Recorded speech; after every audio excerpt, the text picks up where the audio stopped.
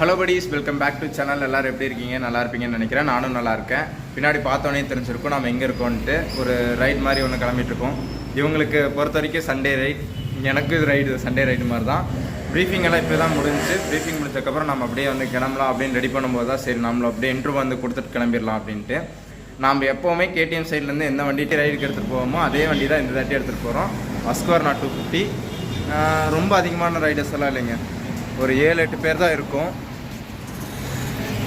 உங்களுக்கு காட்டுறேன் பாருங்கள், பின்னாடி இருக்குது பார்த்தீங்களா, இது ஒரு 200, இது ஒரு 200, அப்புறம் அந்த பக்கம் இருக்க ஒரு 200, அதுக்கப்புறம் நம்ம வண்டி, அதுக்கப்புறம் இது ஒரு 250 அட்வென்ச்சர் 250, அதுக்கப்புறம் நியர் 250 இருக்குது. இது வந்து Motovlog இதோட சேனல். நம்ம லாஸ்ட் வீடியோ பார்க்கலன்னா பார்த்துருங்க, டிஸ்கிரிப்ஷனில் வந்து கொடுக்குறேன். ஏன்னா அவர் கூட தான் ஒரு மீட்டப் பண்ணி ஒரு சின்ன ரைட் மாதிரி ஒன்று பண்ணோம்.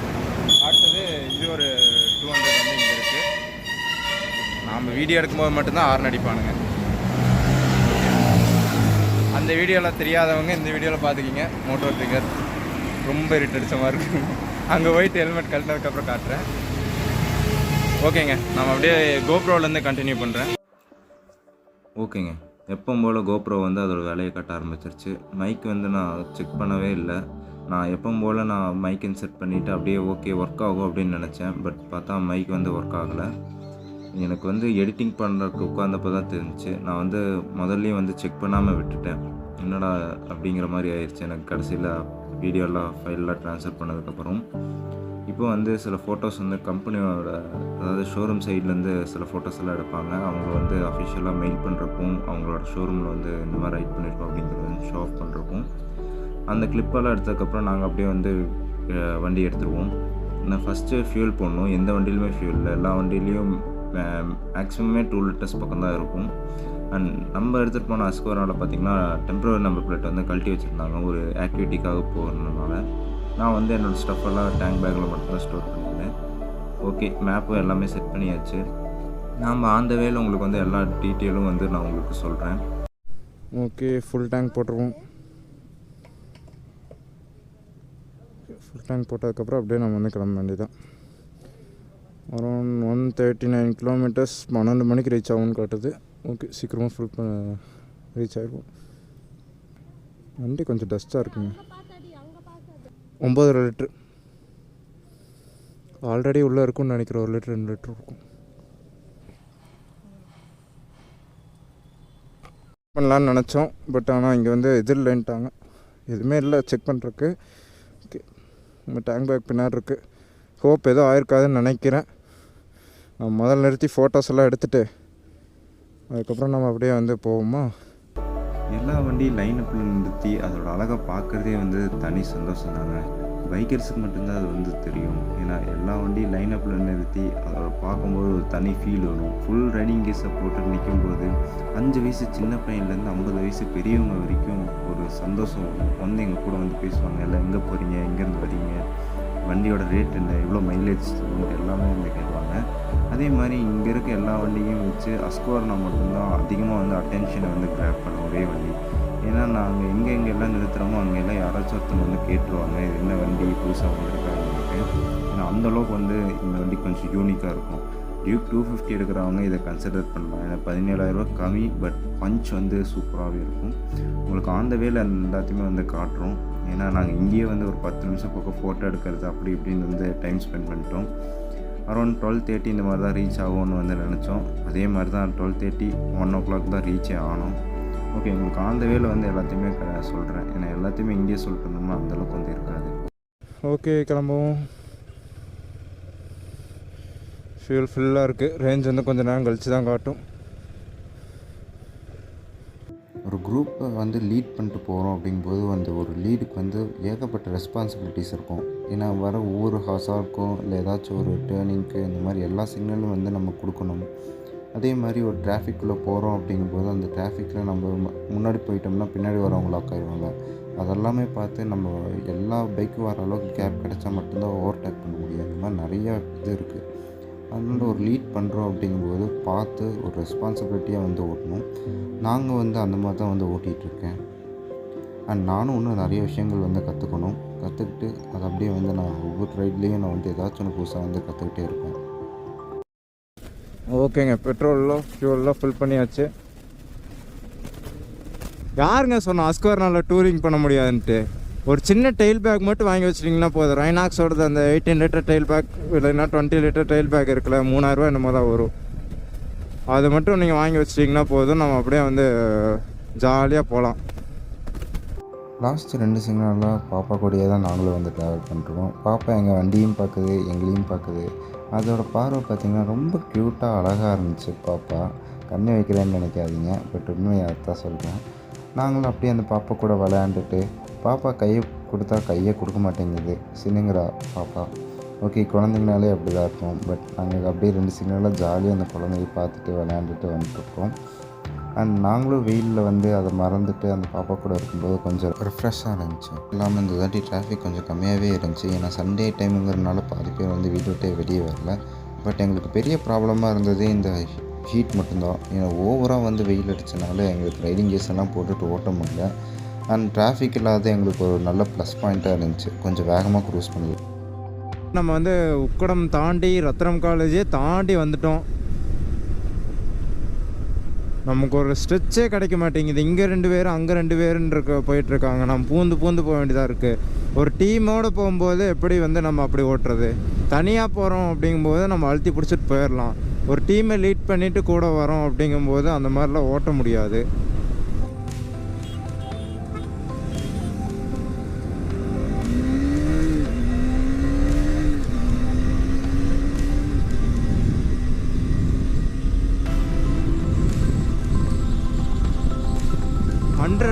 அசால்ட்டாக அப்படியே போயிடுவோம். சரி, ஓகே, இங்கே எங்கேயாச்சும் ஒரு இடத்துல லெஃப்ட் வந்துச்சுன்னா வந்து ஓரங்கட்டு தான் அங்கே கிடந்துச்சு.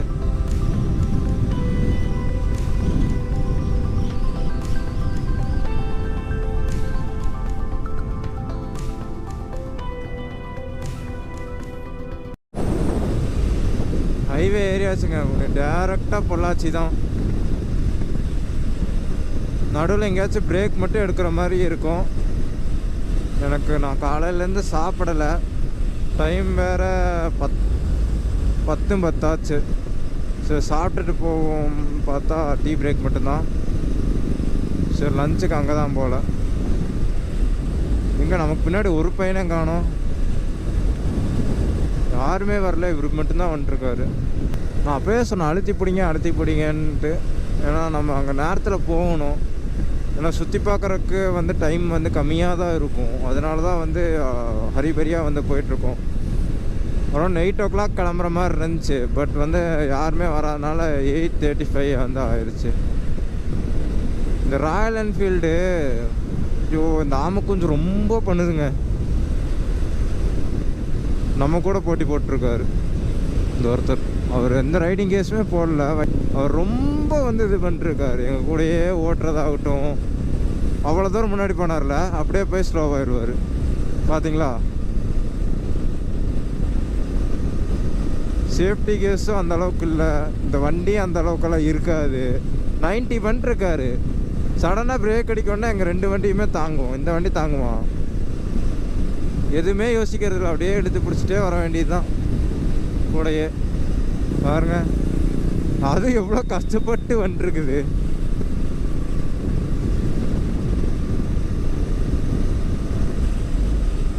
ஹைவே ஏரியாஸ்லாம் எடுத்துட வேண்டியதுதான் ஒவ்வொரு பிரிட்ஜ்லேயும். சரி, இருந்தால் ட்ரோன் ஷாட்லாம் எடுக்கலாம் அப்படின்னு ட்ரோன்லாம் கொண்டு வந்திருக்கேன். பார்ப்போம். பொள்ளாச்சி சைடு போயிட்டு 2 பக்கம் தென்னை மரமாக இருந்துச்சு இருக்கிற இடத்துல வச்சே நம்ம வந்து ட்ரோன் ஷாட் எடுக்கணும். நல்ல கிளைமேட்டில் இந்த மாதிரி கிளைமேட் இருந்துச்சுன்னா நம்ம வந்து அப்படியே ஜாலியாக வந்து போகலாம். மரம் சூப்பராக இருக்கும். மோட்டருக்கு உள்ளே இருந்துட்டு ஒரு சின்ன பையன் வந்து பார்க்குறான்.